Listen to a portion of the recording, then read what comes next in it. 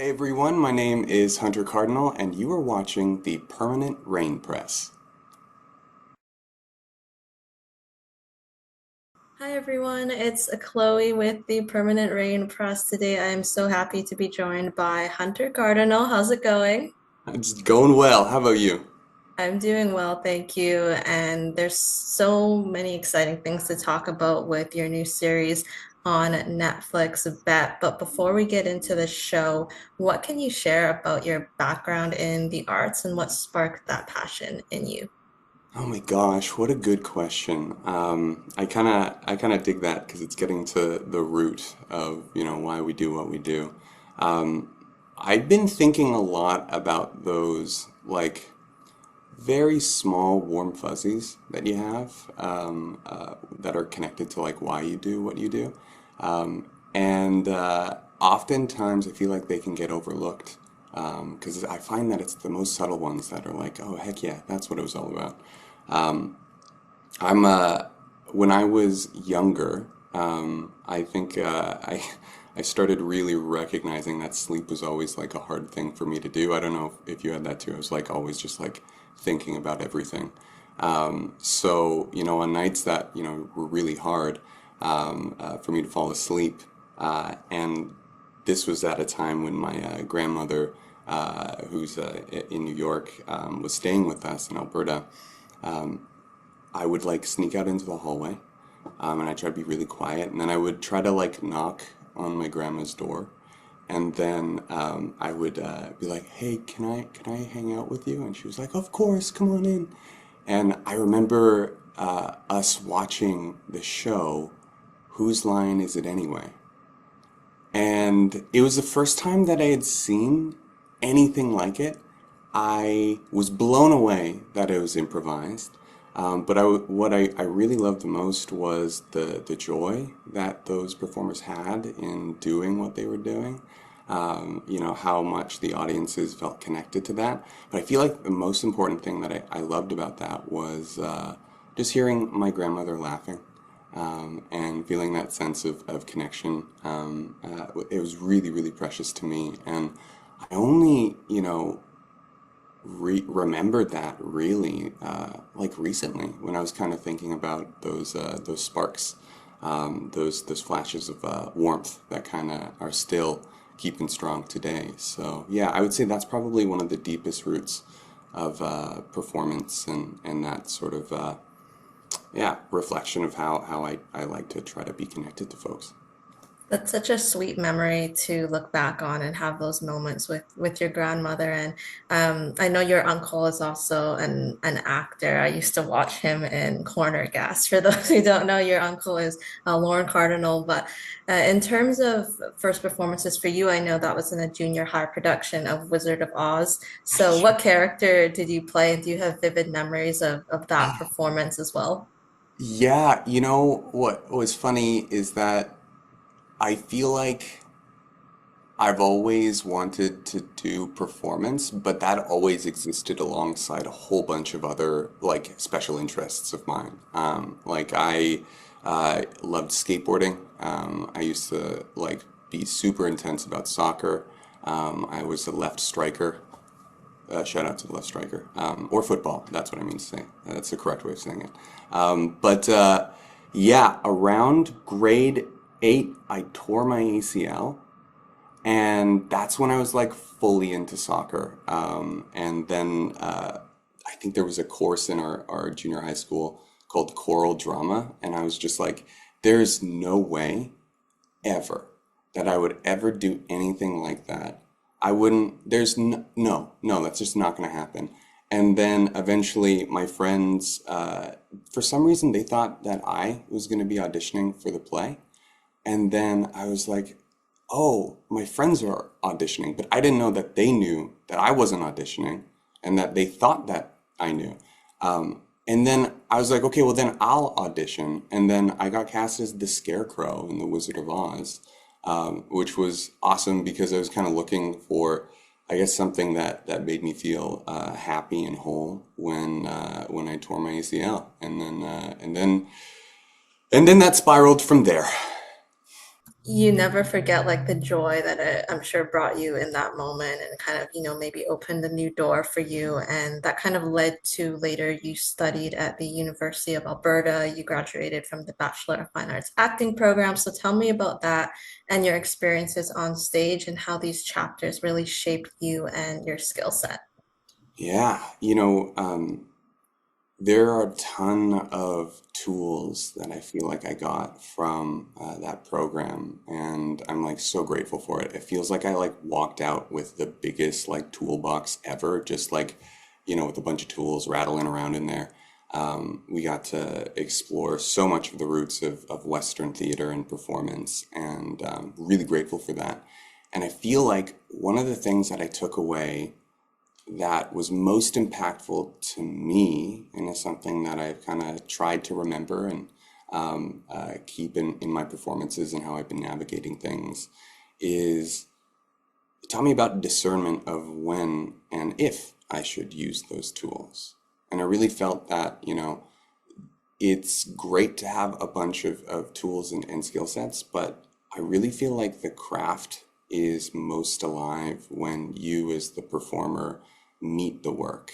And at that point, then you can determine what's needed. And I feel like that's really exciting because then you kind of get to trust yourself and take a little bit of a bet on, what you feel is needed in that moment. And I feel like that's a really powerful tool that I feel like I carry forward, or at least try to. I mean, I think my grades were okay, but yeah. What would you say motivates and drives you as an artist? That is such a rad question. I feel like this is interesting because it's like I can articulate it into words, but then like I don't know if anyone will understand that. But it's kind of like that feeling of like, wait a second, what is this? What's going on here? Where, if you're doing a scene or something and it's just all of a sudden the penny drops of what's actually happening, and then you're in this moment where you're discovering it, and then it's almost kind of like you black out, and you're just in that moment. And I feel like that comes when you're engaging with stories and characters that have so much rigor, and love sort of nurturing them.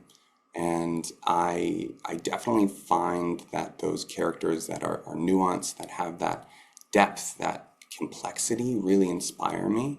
The ones where I kind of have more questions about who the heck they are and why are they doing that in the first place. That sort of tension provides such a beautiful platform to dive off into. And yeah, I think those are the characters that I like diving into. I found uh, doing particularly like Shakespeare to be a great moment of being like, well, what the heck is this about? When I did Hamlet back in the day, at first I was really stoked because I was like, oh, that's a titular character. That's going to be sick. But then I started looking at how many lines there actually are, and then I was like, oh my gosh. But then I just also was sort of overwhelmed by how many questions I had. How do I, really embody a lot of what that character's going through in a way that's like actually honoring and not watering down like just an angry young man at the world, to try to explore more the deeper aspects of why that's happening and what's actually going on in that sort of lived embodied sense so that I could properly meet that work and then be able to meet that work with the audience who were seeing it for the first time too. That's so fascinating to hear because there's really, like you're saying, an innate thrill and like that curiosity that you have for the art and the craft. And just a little side note that I read your pieces that you posted on Medium back in 2018, and you're such a talented writer. You were very introspective about like the power of myth and creating your own tables. So I have no doubt it translates into how you approach your craft with intention and care. So diving into your new character, your new project. You star as Michael in Bet, which is based off the Japanese manga Kakegurui. What can you share about your audition process and what you were told about the character you were auditioning for and the show overall? Yeah, it's such a funny process because I feel like everything that I thought I knew about how the industry worked, I just it's like it showed me sometimes how it can work, but I never expected it to work like that for me. So it kind of feels like I was focusing on one thing, and then I was like, I'm pretty sure I should focus on that thing, and then something else happened. And I was like, wait, that was the thing? So me looking at the thing, but then that happening was what it was. I know that makes no sense, but it'll make sense when folks learned that I auditioned for this role. They kind of made it so it wasn't super clear what it was what it was based off of. And I was like, oh, this is an interesting character, interesting storyline. I tried to get that self-tape sent off in like a day or two. And I was like busy and I was working with a reader who's a close person in my life. So I was really focused on on not being like an anxious like mess when I was doing that audition.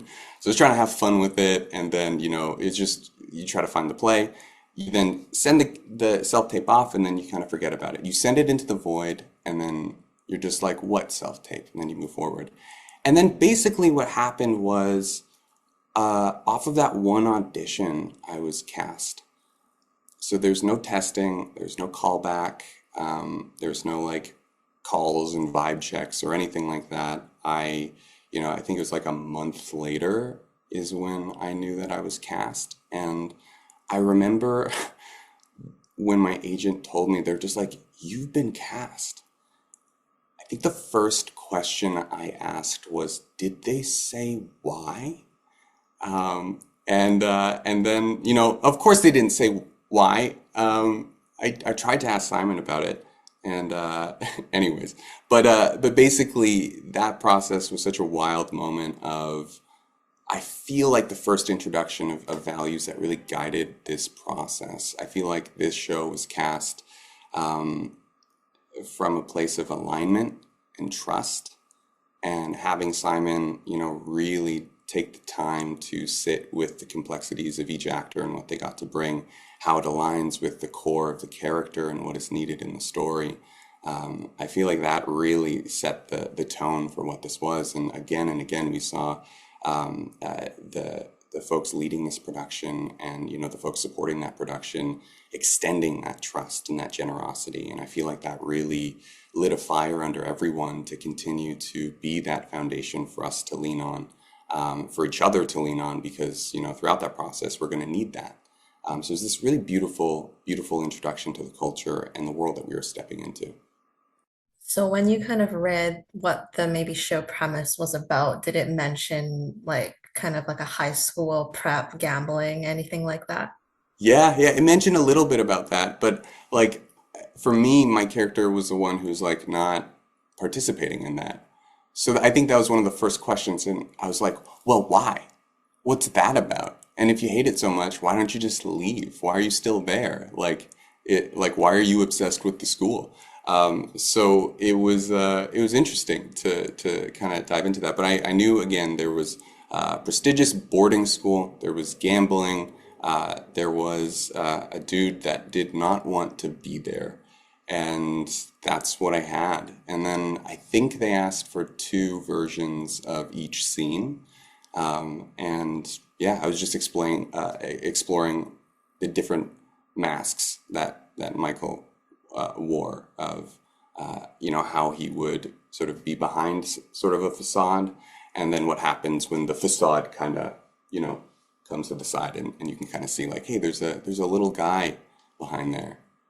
And you asking like why was I cast? I feel like as an actor, you just really want to know where you maybe went right. But I think you just have to trust your instincts because you clearly got cast for a reason and no additional callbacks. But to my understanding, Michael, he is not based off of one specific character in the manga. So after you were cast, how much research did you do with the source material and what specific elements, if any, did you draw inspiration from?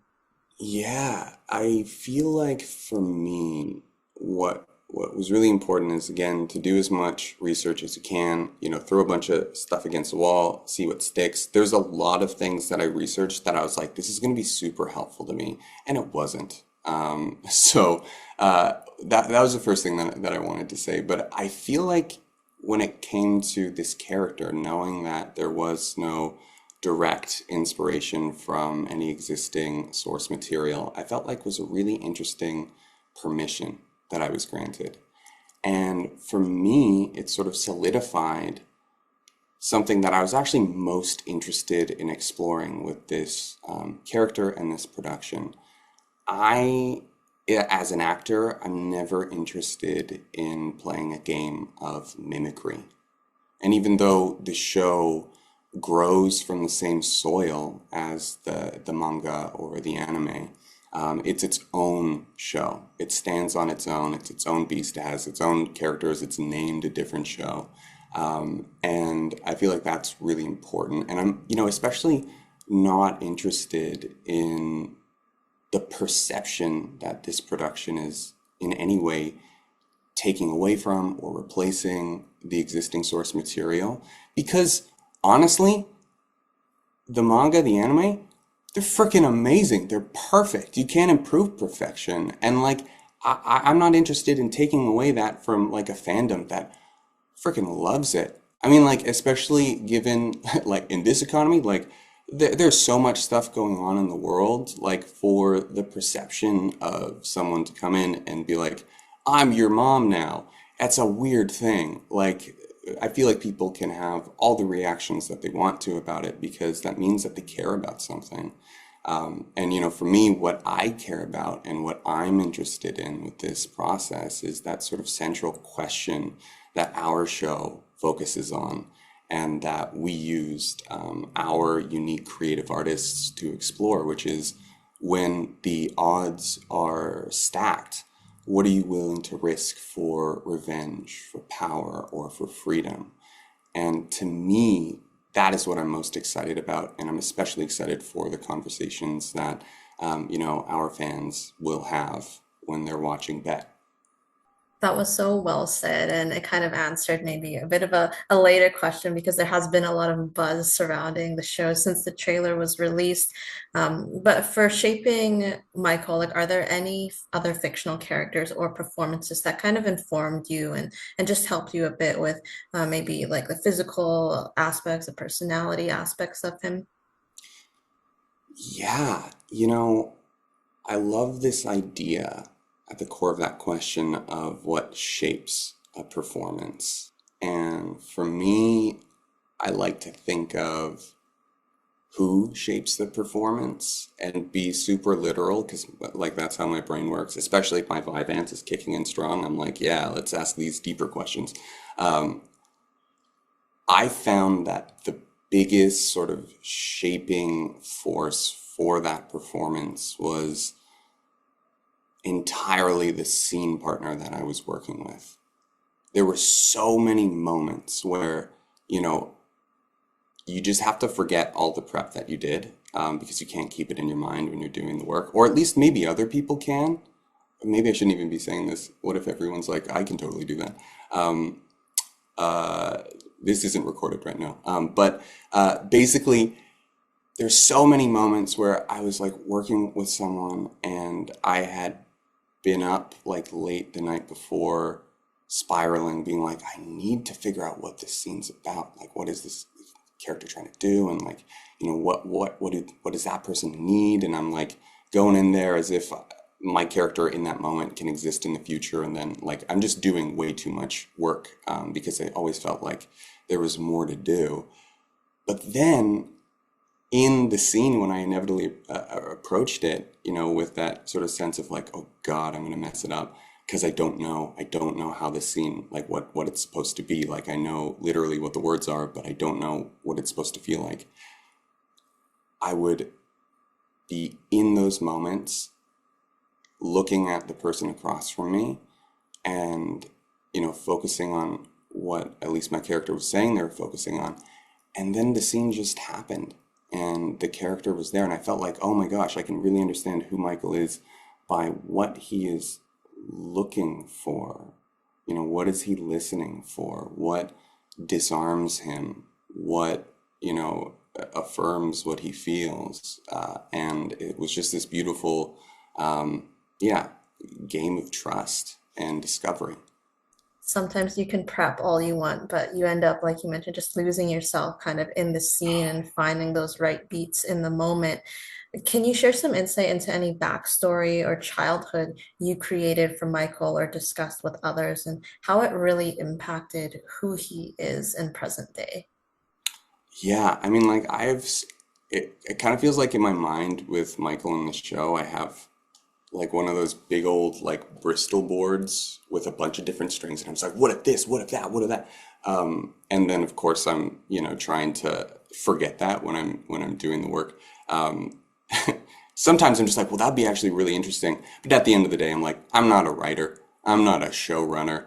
I'm just some guy, And so I feel like what I learned the most about Michael's backstory was something that he doesn't even say. There is a moment when we get to hear Michael call his father for the first time. And one of the first lines that you hear in that scene is it's almost like a throwaway. And I remember again trying to be present with like what was going on. That was a wild day too. I remember hearing that line for the first time, and then I was like, oh my goodness. My dad opens the call saying, like, Michael, how many times do I have to tell you, don't call me unless you're in jail or bleeding? And it's like you're thinking about like, oh, that's pretty harsh. But then you look at what that's in response to, which is repeated calls that Michael has made. And then I started like piecing together the timeline. I'm like, well, if he's been calling him a lot and his dad's been in jail and recently got out of jail like earlier that year, how often has he been able to like hang out and talk with his dad? Not a lot, considering that he's called repeatedly to the point where it's annoyed his dad, and he actually probably didn't get through to him. Probably just went straight to voicemail, or just call ended. Uh, and then I just started seeing how much Michael has never really talked about his family and how much his cynicism might potentially be masking and trying to protect optimism. That he is probably against his wishes, taking a gamble when he's reaching out for connection, because it's worth it to him, even if it's fleeting and even if it doesn't end up well afterwards. So that was something that I really found quite formative for me in approaching Michael. And again, it was just wild. It just hit me upside the head because that was also the first time I got to meet Noam Jenkins, who played my father. And I was like feeling so many things that I was like, oh, this is probably what Michael's feeling. I'm like, I hope this actor doesn't think I'm like a disappointment. I hope I'm not annoying him. And he was the kindest, most supportive actor and a great mentor of mine. And I was so grateful. But yeah, that was an intense day. That kind of really set the stage for the interactions in person that we see later on. But aside from evidently his family and his father, there's also the nuanced reactions, like the physical, psychological responses for Michael. And a recurring one for him was like the pressure point on the hand as well. So is that Mhm. something that you created yourself? You discussed with Simon and the others about how to approach that part of him? I feel like what happened with this process is, when we were really in the vibe of the show, we converged upon similar ideas. I had been layering ways that Michael was sort of managing his anxiety. What are the stims? Small things that he was doing, like sitting really weird. Maybe even I wonder if it's actually in there, but he kind of had something. He had a hoodie, and I had a string in my mouth and stuff like that. Even having his thumb biting the nail there. So I was really interested in that. And then, Simon started layering in to the scripts that tell of that way of managing anxiety through pressure points, and breathing, box breathing. And I just love that. So yeah, so there's moments like that where we converged upon the same idea. But what I loved is that we were responding to a lot of the pressures that were going on externally and also internally. So it was in response to something, which you always love as an actor and an audience member to be like, what is this? What's going on? In your opinion, what are Michael's primary intentions and goals? Like, what does he see as a future for himself? Yeah, I've been really reflecting on the moment where I kind of first felt Michael. I was, yeah, I was in the Airbnb in Toronto, and it was a beautiful sort of heritage home. And when you're in those homes, you kind of have that like smell of old brick. And I'm just like, ooh. It kind of smells like old brick and it's like raining outside. I don't know if that makes any sense. And it's like cozy. But then I was just thinking about, because I had the scripts up until that point, and of course I had my list of questions in the wild bulletin board in the back of my mind going like, what if, what if, what if, and me having no answers. I started thinking about the stuff that I knew, and I think in the first episode, Michael says that his favorite place basically is the library in the school because he likes the quiet. And I was just kind of thinking like, yeah, like being in a place where there is an absence of noise is wonderful because it makes space for other senses too. And then I was like, this smell of old books, chef's kiss, amazing. And I was really thinking about that. And while I was thinking about that, I was listening to a playlist that I had made uh, called Michael, Not Mike. And it was just songs that I had picked because of the vibe. And I'm a kind of person who, this has gotten me in trouble many times where I listen to the vibe of the song and I don't necessarily listen to the lyrics. And I've sent people songs and they've been like, are you mad at me? And I was like, no, I'm not. Oh my gosh, I can't believe they sent that. So anyway, I was listening to one of the songs that I had like unconsciously picked because of the vibe. You can tell that I don't like reading. That's also gotten me in trouble too. Anyways, I was listening to the song by the Talking Heads called This Must Be the Place. And I think it was one of the first times that I really sat with those lyrics.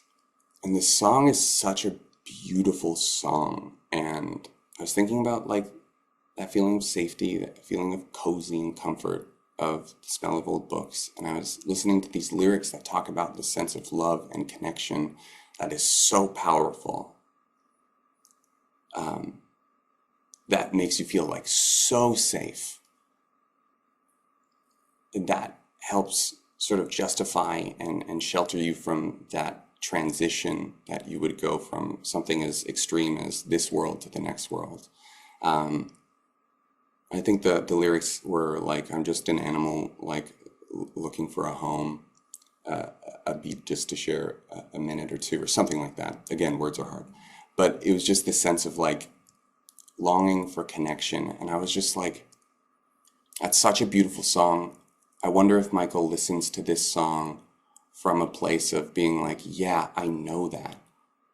Or if it's this sort of nostalgia for something that has never happened to him. And in that moment, I kind of saw that character and his cynicism is, again, guarding that, really tender outreach for care and for love. And I feel like that is, in a way, what Michael is looking for is moments to make that deep connection for him to feel, yeah, cared and nurtured and, have presence from someone who really looks at him not from a place of trying to fix, but just trying to be present. And what I find really beautiful is there are these bursts of connection that he has with many characters, and I just find that to be so painfully beautiful and exciting for me to see him get that nurturing.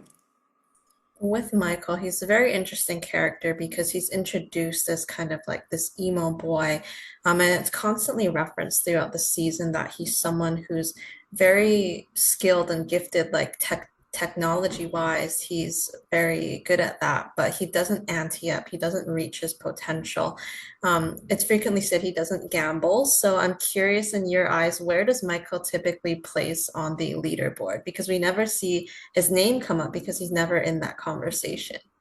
Yeah, I don't think he gambles ever. I feel like if anything, he's like looking for ways to numb or distract himself while he's sort of biding his time until he's, set free and is graduated. I feel like he's also someone that has a lot of systems for things. So if something's like not working out, it's just this compulsion to be like, oh my God, like if you just give me 5 minutes, I could just fix this and it wouldn't be so like annoying. Um, and I was reading the script the other day and I was like, oh my God.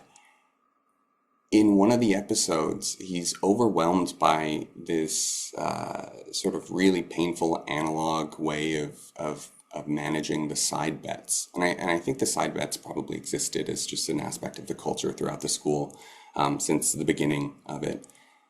And what he does is, in order to get himself out of that annoying position where he's just constantly, in a reactive space of trying to do math, which is gross, and words too. He then creates a really efficient tool that systematizes one of the most effective forms of gambling in the entire history of the school. And I thought that was particularly fascinating because then I was like, oh my God, the ability for him to exist in that world, he absolutely can. And I feel like it's a peek into the first little glimpses of the duality that I believe he's aware of. I think that he definitely, ascribes to that idea that, in order to have branches that reach up to heaven, you have to have roots that reach down into hell. And I feel like he's constantly, guarding himself from being devoured by a system that has so meaningfully shaped who he is. So yeah, so that's where I feel like Michael is, reluctantly, he's probably the person that created the program for the board to work by accident, if anything. From the start, it is established that he has strong negative feelings towards being at St. Dom's, the encouraged hierarchy amongst students, as you kind of referred to. Can you share some insight into you establishing that personal mindset for Michael and what he is struggling with since he's been placed at the school, where he quite literally tells Yumeko that he thinks it's hell, like he doesn't want to be here? Yeah, I feel like again, it was just this embodied feeling of seeing how there's actually a larger game that's going on and being so disillusioned by it and also deeply isolated and resentful because of the isolation of people just focusing on something that will end up destroying who they are and what they actually care about and just being like, why are you doing this? So I feel like that sort of like resentment was quite easy, to tap into because it doesn't make sense why people would do that. And the resentment isn't about them, but it's probably more about the powerlessness of people. I honestly feel like Michael was this interesting exploration of how long can someone hold that sort of slow burn rage and grief until it devours them? I so agree with that sentiment for Michael because you kind of see it bubbling where he kind of wants to take a stand, but at the same time he doesn't have that confidence in himself, and so maybe he kind of sees that from Yumeko. So what draws him towards her and her eagerness to challenge the council? Like he has his doubts, but he still wants to help her early on. Yeah, I feel like the show starts at what Michael thinks is the final episode of a longer season that he's been in, where he's just like, this is going to be, after this, I'm gone. Like, it's going to be great. And then in walks this person who's new, who has no idea what they're getting into. He's probably seen countless people do the same thing and then have seen their lives basically end. And he's just like, and I feel like he's one of those people who it's actually really hard for him to forget what he sees and he can't unsee it, which means then he has a moral obligation to do something about it because if he doesn't, then he'll be kept up even later at night. Um, and uh, and I feel like initially what has him intervene is just almost like an itch that needs to be scratched of just like I need to I have a system, I know how things are supposed to work, but this person is so wrong and like how dumb could they be? And then he's just like I'm just gonna gentle steer away. Hopefully that will jolt them into the reality of this place and then maybe be like hey, don't do that, there's no point, don't gamble, it doesn't matter, just get out of here, this is horrible. And then the person's like yeah, totally, and then they go right back into it and he's just like oh my god, and then now he's sort of like morally obliged to continue helping. So I feel like that's what it was. It's just someone was doing something stupid and he's the reluctant oldest child in the room and is trying to help them. And we definitely see that relationship snowball in unexpected ways.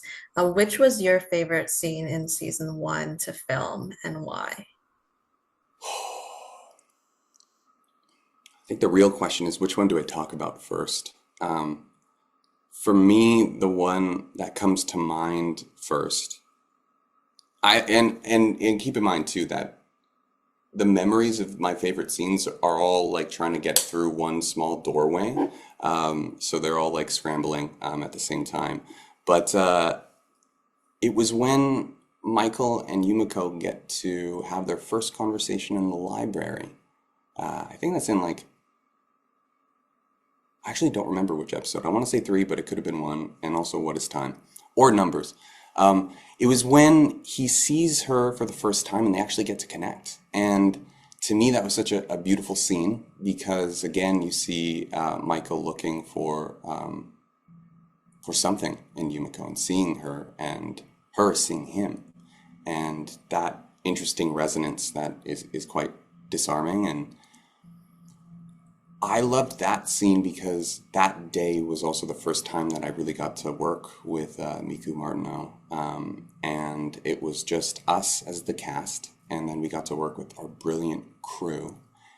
And it felt so special to be working with a group of folks who knew, and this was the case with everyone who worked on the show, how rare and special of an opportunity it was to be just working, to be telling this story. And so it created this sort of different sensation of time. It was like thicker and like everything mattered and people cared, and everyone saw how much we all cared. And it was just this beautiful vibe, this hum that sort of filled this air in that space. And I just think about that so fondly. And Miku often and I will FaceTime and catch up, and we'll talk about like how great that scene was, particularly because it was like we were all so excited to be capturing that moment. Yeah, so I think that was one of my favorite moments that comes to mind first, or was able to get through the scramble through the elevator doors in my mind. We'll talk about similar notable scenes throughout the season. How was that episode 3 library scene to film opposite Aviva as Dory? And what is Michael feeling with that bold romantic attention? Yeah, wild, hey? Yeah, that scene was so wild to prep for, so amazing to film, and then to see, which takes they chose to edit together. And I personally really love that moment. Um, because with this show, and I'm so excited that it's coming out because I can finally nerd out about it with people who are seeing it multiple times to catch, the real amazing nuances and complexities that are just baked right in there. And like props to our writing team, they created such multi-dimensional characters, and I really loved it. Um, there is a line that Dory says, and I feel like maybe Michael and I share the same quality of being like literal thinkers. Like if someone says something, I'm just like, they mean entirely what they say. Um, but Dory says like, I just want to spend a minute inside that head of yours. Maybe she says beautiful head, or maybe that's me inserting that and being vain accidentally. But it was a compliment, and I think that really disarmed Michael, where this is someone who, in order to find some peace, has to be surrounded by silence, which means that, like, he's got a bunch of thoughts and his mind is not a safe place. And for me, I remember hearing that in the scene again and discovering that and just feeling like, why would someone want to be inside my head without any, like, it was said as a joke, but it wasn't a joke. The bit was the irony of how it was said. This is maybe what Michael was thinking. But she also didn't need to say that. And then I was thinking about how potentially no one has provided that sort of presence, that non-judgmental witnessing, that sitting with someone to not fix what they're going through, but to just be with them. Um, and it was like this wild storm of what is this? No, but also yes. And also, I'm not saying no. I'm not saying yes, but I haven't said no.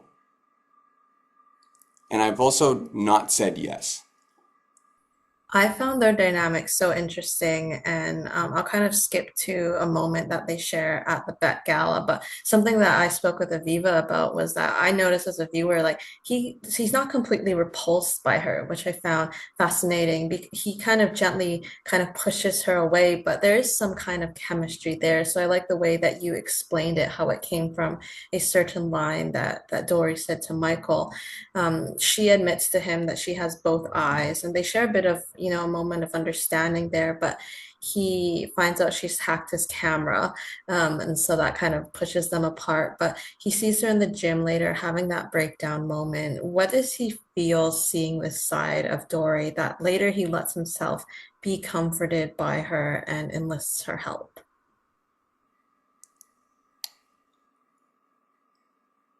I think what he sees is exactly what is going on. He sees someone who is so angry at themselves, pleading and begging that aspect of themselves, who they are, to just be normal, just do the thing, stop being repulsive. I hate it. It's your fault. And I feel like those thoughts and what they stir up is something profoundly similar to the voices and the ideas that Michael might have internalized. And I don't know, like, I feel like it can be really easy to, again, breeze through the show and be like, oh, hacked camera, like weird, like, um, but then people, because they're watching it with their whole body and they intuitively understand that because people are smart, that there's like a, well, then why does the relationship turn out the way that it does? And I feel like Michael sees that sort of resonance of, internalized self-hatred. And he's just like, same. But then what he also sees is that she's still showing up for him.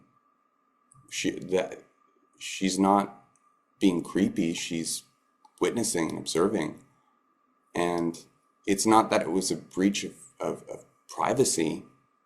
It was this automatic protection of something that Michael thinks is inherently in danger or causing the danger, which is himself not being seen.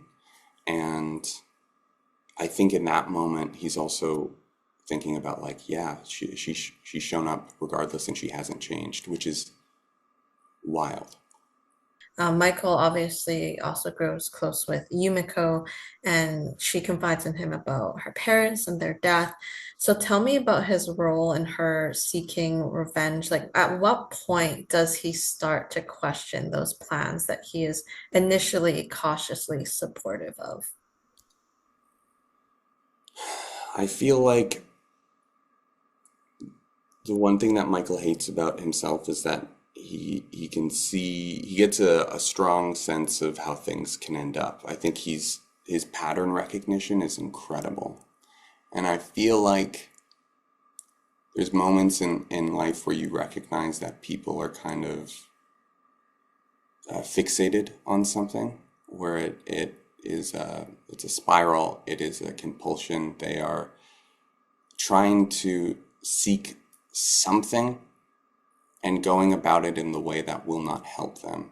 And I feel like there has to be some sort of larger pattern within Michael's life of seeing someone be devoured by something. And I feel like Michael recognizes that. I mean, he might not articulate it. It might not be like in his mind, like, oh, this is a pattern that I have to try to stop. Um, I feel like it's a flavor of a gamble where he's just like, something feels off, and I now have to risk the connection that I've been desperately trying and seeking. Like this feels significant, but I could also break it. But what if I could actually make it work this time? What if the other times that I've lost people to whatever this is, like what if I could actually do it this time? What if everything works out? And I also feel like that resentment and that hatred and that pain is something that Michael always wants freedom from. Maybe that's why he wants to get out of the school, because he doesn't want that pain. But at the same time, he's stuck trying to figure out, well, if I don't have the pain, then how can I know that the hurt happened and that it mattered? So maybe he's trying to just create time for him to figure it out, because maybe he could. And I think there's such a beautiful optimism there, and it justifies the cynicism. And yeah, it's hard questions that he's wrestling with. He definitely tries to hold on to the connection and bond that he has with Yumiko. Like you can see it's something that he really doesn't want to let go. At least he wants to answer all the questions himself, and that's kind of why he makes that call to his father, and he tries to find some sort of solution and relief. In your eyes, was there ever a romantic interest in Yumiko, or was it purely platonic friendship, just finding that connection? What I love is that it assumes that Michael reads social cues well. Um, and I think that he, like me, probably has a long list of social cues that he's missed. So I dare not think about it. And, but at the same time, I'm also just like, why? Who's asking? So, yeah. At the school board retreat, very big 2 episodes to end the season. Who in your eyes is Michael truly trying to protect? Was it his father or Yumeko? Like, does he believe in a scenario where they both survive, given his previously failed attempts to convince Yumeko to abandon those murder plans?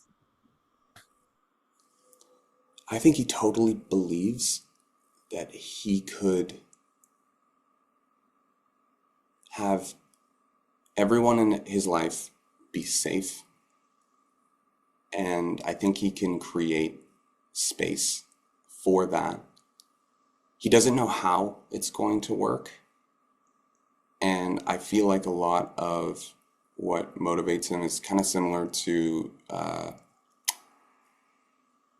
it's not what motivates him, but it's how he kind of manifests that motivation is similar to like trench warfare during the Great War, where if you can't progress and move the front, you you dig down and then you fortify the trench that you're building. And if you can't move forward, then you dig down and then you fortify. And if you can't move forward, you dig down and you fortify. And so I feel like Michael is trying to create space because he's willing to risk that sliver of connection that he knows there's a chance that it can work out. So I feel like he is truly moving towards that future that he says he knows can happen, but he also knows that he hopes it could happen, which means that it's a gamble and a risk. He definitely has to have that belief that it will work out. You mentioned Noam being a good scene partner and a mentor. So how are those conversations for Michael and his father? How are they for you to film and really revisit that trauma and shame his father imposed on him? Yeah, I found those scenes to be really rewarding to work with Noam on. We obviously had conversations when we were getting ready to film it, and I was doing the classic hunter spiral over prepare. Um, and what I found was really impactful was again that sense of discovery of what's going on in the scene, and only focusing on what Michael is trying to do in the moment, how he chooses his words, and then he orients and moves forward based off of what he gets. And I found it to be really a beautiful process of trust and discovery. And, I'm really proud of that work. I was also just so grateful to have Noam there for us to figure out how we want to have that scene live. And there are so many beautiful moments in us, blocking for the camera, getting ready to shoot, where I was just like, I think it was really interesting because I always remember when I was around Noam and whenever we were filming, I remember always kind of like looking up to him, like physically and also as Hunter, But then I realized that, and I don't know what this means yet, but when Michael gets slammed up against the wall, his posture is like straightened. And it was in the scene where I realized that, oh my God, Michael's taller than his dad. And then I was just like, whoa, that is an interesting thing. And that changes things in so many ways that even if I tried to articulate it, I would fail to do that. So I felt like those scenes once again were there was just this beautiful discovery, and yeah, I was really really stoked about what I learned in that process. When his father disregards Michael's attempts to protect him, my heart like broke for Michael, and you can see, how he's always wanted this connection, and his father just says, I don't want it from you." But later on, knowing that he's dead, seeing his body at the top of those stairs, what are those immediate thoughts towards the situation, and also towards Yumeko and Ryan, people that he kind of considered friends and allies. And with Ryan, Michael's the one who brought him to try to stop this from happening. So just overall, what are those initial thoughts for him? I feel like when he sees his dad there, I felt on that day that it was like it was one of those futures that he knew could happen, that he's seen flashes of. So a sense of him, like a part of him is like, I knew it. Another part of him, for no reason, is thinking about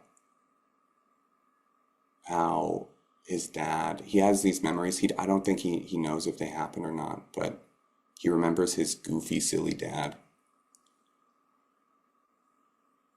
Yeah, and I just kind of feel like there's a sense of the potential for things to have worked out or been okay, even for a second, was robbed. And it's just not fair.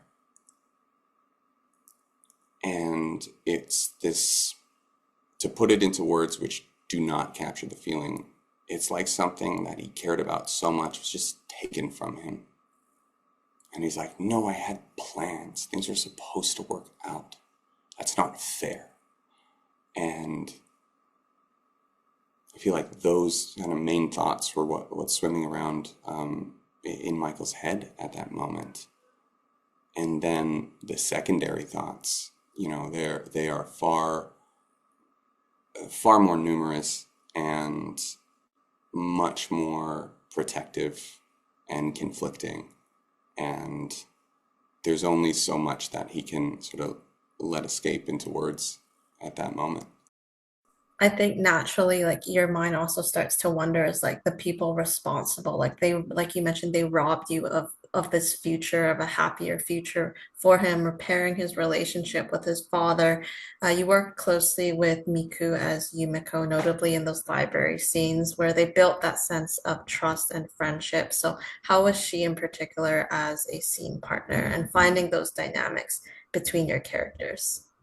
Oh my gosh, Miku is such an incredible performer, and I'm like so stoked that, this show is happening, and I'm so grateful for the leadership and the rigor and the care and gentleness that she, just emanated, like just it just emitted throughout the process. I feel like working with her was a gift for me because I learned so much from her. It was in those scenes, when I'm talking about like, oh, I can just like trust in my scene partner and da da da. Those moments happened with Miku first because I didn't get many one-on-one scenes with folks right off the bat. So like the idea of how I can and should only, try to control what I can control and that I can trust and discover the scene because there is only so much that is mine in the first place. That came through Miku creating a space where things can be discovered. And that's like a deeply relational task where, if someone's being like, things are going to work out fine, when someone means that, I really feel like they're saying like, I trust you. I'm okay because you're okay. And that is such a wild thing to put into practice. So again, I really adored working with Miku on telling this story. And yeah, I'm super grateful for how, those moments continued to build on each other. And yeah, it was a real gift. I love that. And my favorite scene between the two of you was that episode 8 scene in the Kakegurui Club where Michael can't look her in the eyes and say, his father didn't kill her parents. And it was so powerful, like that severing of trust between them. How was the St. Dominic's prep set to film at? Any behind the scenes details that you can share? Oh my gosh. It really felt like another character to be working, within. Uh, there was such a depth of realism. And like, first of all, like the the folks who created the materiality of that world, the how it was actually a thing, are brilliant. we filmed in multiple locations, one of which was in the University of Toronto for the library scene. I remember getting to, I think they were setting up lights or something, and I was just standing by. And I got to be in this sort of alcove. And I was like, oh, this is a cool alcove, and we're going to be filming some stuff there. And I was like, oh, interesting. And I remember looking around being like, cool. It's like what you would expect, something that cannot be recreated. That sort of like stone wall vibe, the wooden furniture, the lived-in feeling of, yes, people have worked here and read here and imagined things. And I remember like seeing some of the folks who created our sets that we shot in a studio, just kind of like looking around, taking measurements, doing particular things, and like kind of interested. And I kind of thought that they were just like me, kind of being like, oh, what book's here? Like, oh, this is interesting. So I'm just like, I totally get it. And then one day in the studio, I was walking by the workshop, and they had recreated that alcove perfectly, down to every single detail that I was looking at on the day. And I was like, that is incredible that they could recreate that and create such a beautiful container that captured the vibe and really lifted us as performers and really dropped us into the moment. It's really cool to see it all come together. And I know set decoration did an amazing job with the continuity. How is it working with your cast? Do you have a favorite memory or two from filming and just getting to meet and spend time together? Oh my gosh. I loved working with the cast so much because they are so professional and such like they're so skilled at what they do. You know, it honestly kind of felt like when in the first sort of season of Naruto, how like you're following one character and then you get to see other students, and then not only the other students, then the other students from the different nations come together. And I remember being like, whoa, I'm seeing all of the skills and expertise that everyone can bring, and it's all different, and it's all incredible, and it's all useful, and it's beyond anything that I could have ever imagined. And I was just like, oh my goodness, and you're just in this incredible constellation of world-class talent and deserving. And I really loved that. And then at the same time, that rigor translated into how hard we played and connected when the cameras weren't rolling. Sometimes it felt like we were going into like super serious, professional, intense work with play and rigor. And then it felt like we were sort of siblings in the back of the van going on a road trip, just like laughing so hard our faces hurt, with, riffing to the point where like all the things that we've found really funny make no sense to us even now. So it's just like, oh, okay, we were deliriously tired or just, in the zone. So that's what I really like. But I did want to, give special props to like Simon and Larissa Mayer for casting the show as they did. And for me, it's such a beautiful reminder that there's world-class talent and deserving everywhere. And it is the opportunities that are scarce.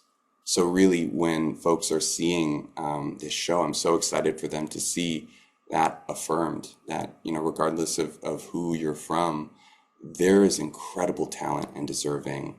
And again, extending that opportunity, setting a precedent that it's out there is such a win for everyone. And with Simon, the creative team, your directors, like how is it working with their creative vision for the show? Did you find it very open and collaborative? I'm guessing the answer is yes, but just expand a bit more upon that and your experience. Yeah, I remember multiple times where I would be kind of like looking around in a positive way, dissociating, being like, is this happening? It kind of felt like this sort of revisiting of a lucid dream that is the best kind of dream. And I remember having this like giddy smile and just being like, this is great. And like also trying to like kind of be professional because like I'm a serious actor. And then I remember looking across the room and just seeing Simon with that same giddy smile. Like we're all just like like children, like getting to like live our dreams. It was so precious, and I feel like again Simon knew that, and he really sort of encouraged us as a cast to just trust that the product that we're going to be making at the end of the day, it's going to be something that we're going to be proud of, but we're also going to be proud of how we treated each other along the way, how we savored these moments, and how really, in a way, the show that we were building was happening in that moment, regardless if the cameras were rolling or not. So I felt like, again, it was this sense of collaboration, of play, of resourcefulness, of working with what we had, and again, trusting, almost like an inverse gamble, where it was like we were creating a doorway that people, audiences, us, we would walk through, and we were really trusting that folks would take what they needed from that process, from that show, and take it with them wherever they were going. It's so meaningful to have respect in each other, but also be so proud of the work that you created. If renewed for a second season, what would you like to explore with your character, and any other storylines out there that you would be excited to see more of? Yeah, I've been thinking about that, and I feel like, playing Michael, I was just constantly like, we're going here now? Wait, what? And he's sort of forced to be making decisions because the time's running out. And I'm really excited for hearing how audiences go through that same journey of being like, what the heck is he gonna do? And for me, what I would love to know is what he chooses to do, because I don't know. I feel like we end the season at this incredible transition point where we're watching him transform into something that I don't even think he knows. And so I'm really excited for that runway to be exploring that, because, what happens when someone has risked it all and they're choosing to go double or nothing? You know, what kind of collateral will they use? What is at risk? What is not? It's so many questions that again I'm excited to explore, and I'm so thankful for the writing team, because they've done a brilliant job creating a story and a plot that has deep roots, and that is again spiraling upwards in a direction that who knows how it's going to go. And there's definitely so much that can be explored. So fingers crossed. Everyone needs to go and support the show. It's fantastic. I talked a bit about the buzz at the beginning as we round things out. How much of this like online discourse have you and the cast been aware of? But also just expand upon, the care in the story and the characters that you witness firsthand and being a part of it and knowing that you wanted to kind of strike a balance between source material and your own story. hmm we're human. Like, of course, we're gonna know, what folks are saying. And I think what's really important with that is that we also know what it's like to be human too. And I feel like it is such a beautiful thing for people to again care for something so deeply, because we got to do that with Bet. And I feel like folks caring for the manga and the anime, like, absolutely. And if that means being upset, oh, of course. I feel like there's so little, like so many things that we actually have no control over. So being able to really channel any upset, frustration, worries, fear into something just to get it out of your system, heck yeah, I say go for it. But again, I think that fans are really smart. They know the difference between something that is a live adaptation, that is a direct adaptation, versus something that is inspired by, that is based off of. And again, I'm really excited for it because, like, look at the many stories that exist out there. There's so much room, and I feel like there probably was a sect of Shakespeare purists that were really upset that The Lion King didn't have a character named Hamlet in it, or that West Side Story wasn't done in prose or iambic pentameter. But at the end of the day, we have these beautiful stories that are meaningful, and that we don't know why they needed to be created until the folks that really needed that medicine, that gift, until they receive it. So I feel like fans are smart. they understand that. And again, I feel like they're going to be excited about what we're doing, and so are we. That's so well said to end things out. I have one more question, our signature question for you. If you could be any ice cream flavor, which would you be and why? Okay, I don't know if this is allowed, but I would be a strawberry sherbet. I used to get that all the time as a kid, and it just like is a perfect mix of sweetness, but also like a little bit of tartness, like a little bit of sour. So I would definitely have that in like a small cup like this with a wooden spoon that's not necessarily a spoon, but it does the work of a spoon, you know? Perfect answer. I love it. And thank you so, so much, Hunter, for taking the time to chat. I really appreciate the conversation. My pleasure. Thank you so much. Of course, for all those watching, make sure to catch Hunter as Michael in Bet. Season 1 is out now on Netflix, and we will see you next time. See ya.